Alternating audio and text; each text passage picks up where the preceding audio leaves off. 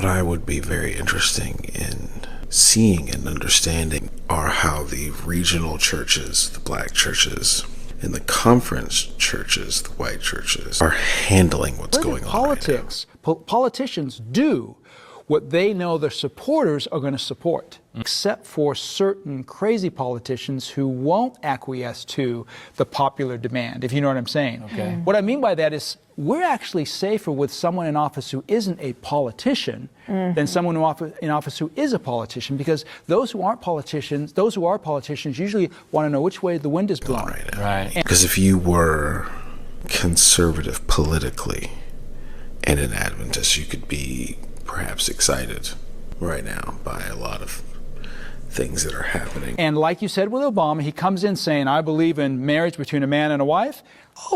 Let me change that real quick. Let's light up the White House with all these different lights, and I believe, it doesn't matter anymore, right?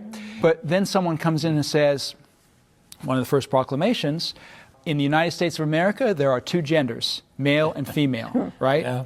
Not everyone likes that. But he's not going by what everyone likes. Yeah. He's looking at the facts, the truth, sanity. This is the way it is. This is the reality. Common sense. And even though I don't trust either side of politics, I would feel safer with someone who's not going to acquiesce to all this pressure and at least make common sense. Like, this makes sense, than someone who's just going to do crazy stuff just because, well, that's the thing to do and everyone's going to support that, and you're not going to get anywhere in politics if you don't do what everyone wants you to do, because that's what I see happening here in Revelation 13. Did you ever believe there'd be a time that a president of the United States would bother to have to stand up and say there are only two genders?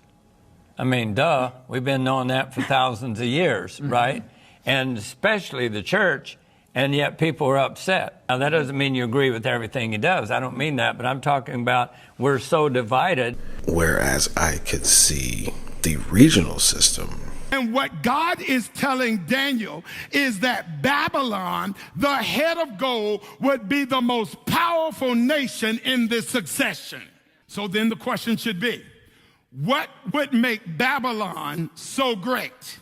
I'm glad you asked. You just read it there in Daniel chapter 1. Do you realize that for all of Nebuchadnezzar's eccentricities, he had one good civil practice? What made Babylon stand out was they instituted a diversity, equity, and inclusion program. Okay. Y'all too slow with me today.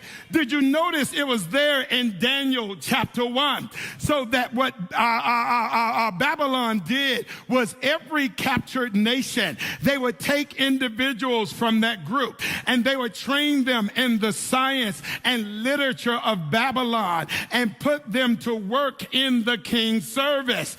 And some believe that Nebuchadnezzar learned from his father Nabopolassar that any kingdom that has a homogeneous cabinet is going to have a lid in its prosperity. In other words, Nebuchadnezzar knew that if your cabinet is homogeneous, if your military looks the same, if all of those in leadership think the same, guess what? Your blind spots are going to be permanent. And the only way to get a 360-degree view of wisdom is to have people from every nation represented in the leadership of government.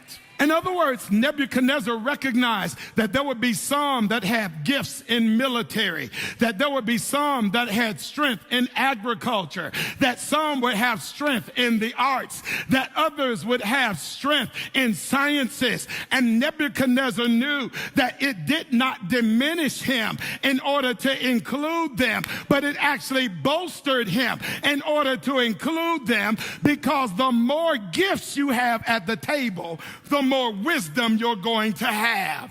I want to talk to you under the subject, I'm a DEI hire. I'm a DEI hire. I'm going to tell you now, if you got fragile ears, this sermon ain't for you.